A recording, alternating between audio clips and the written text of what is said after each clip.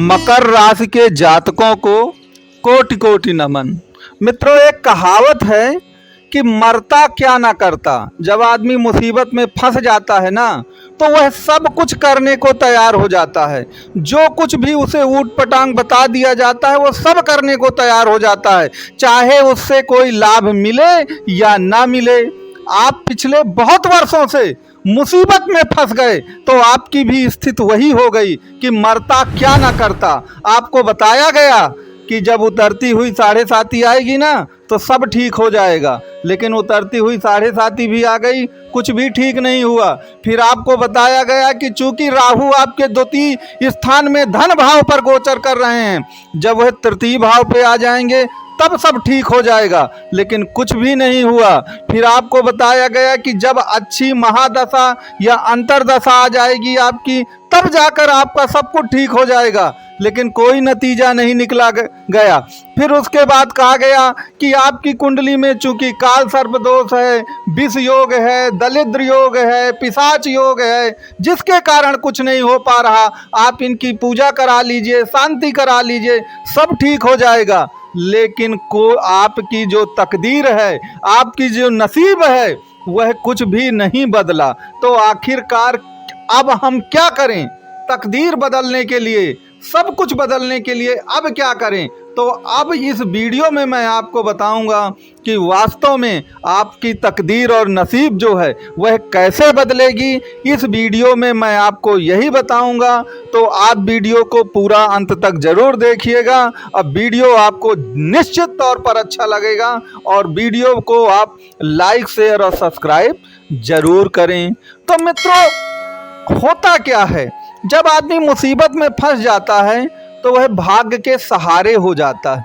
उसे लगता है कि भाग्य अगर हमारी चमक जाएगी तो सब कुछ हो जाएगा। अब भाग्य क्या है कि जब हम कुछ भी मेहनत ना करें और सब कुछ पा जाएं, वही हमारी भाग्य होती है।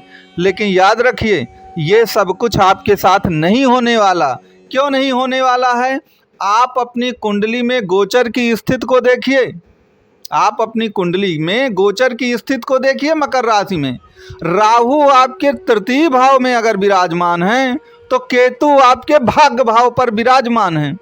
और आपको मालूम है कि जहां राहु विस्तार है, फैलाव है, वहीं केतु क्या है? केतु को तो सिकुड़ना कहते हैं। हर चीज को सिकुड़ करके जीरो कर देता है। अर्थात केतु क्या करता है? स्क्यूज करता है, दबा देता है, शून्य पे ले आता है किसी वस्तु को। उसे दुनिया से मतलब नहीं है।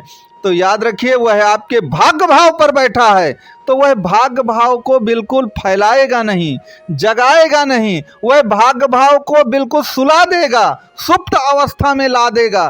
तो याद रखिएगा, चूंकि केतु आपके भाग्य भाव पर है, तो याद रखिए आपको भाग्य का सहारा जो है वह नहीं मिलने वाला है।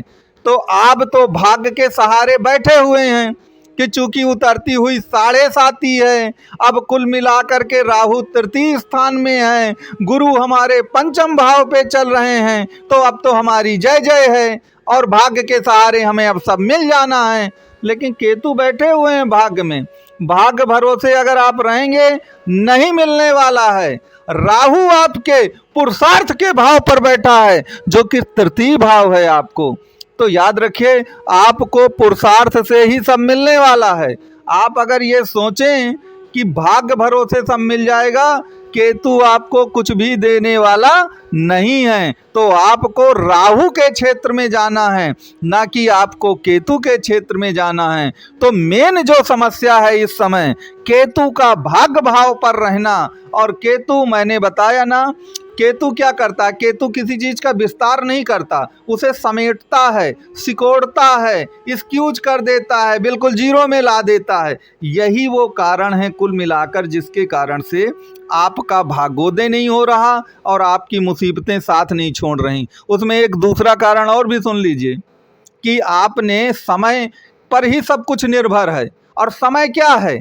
समय के लिए 3 ग्रह जिम्मेदार हैं। एक है राहु, एक है केतु और एक है शनि। तो राहु जो है वो आपका भविष्य है, केतु आपका भूतकाल है और शनि आपका प्रेजेंट काल है। अर्थात भविष्य काल आपका क्या हुआ, राहु हुआ, अब भूतकाल आपका केतु हुआ, और शनि आपका वर्तमान हुआ। तो केतु क्या है, केतु भूतकाल है और भूतकाल आपके भाग्य में बैठा है।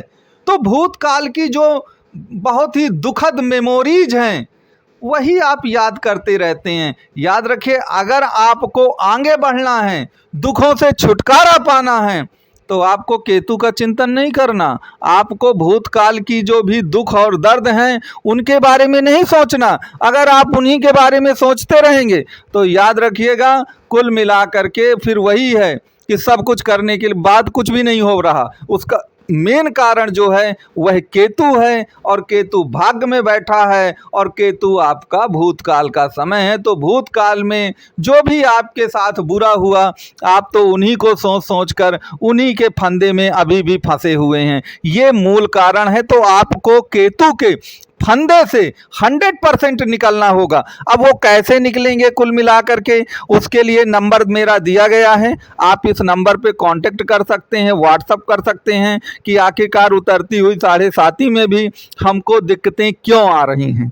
यहाँ पर मैं एक आपको मूल कॉन्सेप्ट और बता दूं कि याद रखिए, आप मकर राशि के व्यक्ति हैं या मकर लग्न के व्यक्ति हैं, तो चमत्कार कहाँ से आएगा। शनि और राहु को आप गिनते हैं, तो याद रखिएगा, आपकी मूल जन्म कुंडली में, आपकी मूल जन्म कुंडली में आप यह देखिए कि आपकी मूल जन्म कुंडली में राहु और शनि कहाँ बैठे हुए हैं। इस बात को पहले देखिए, और इसको देखने के बाद आपको मालूम है, मैं एक गुप्त चीज आपको बता रहा हूँ, गुप्त रहस्य, कि आपको मालूम है कि त्रिकोण सबसे ज्यादा भाग्योदय कराते हैं। त्रिकोण क्या होता है, 1, 5, 9।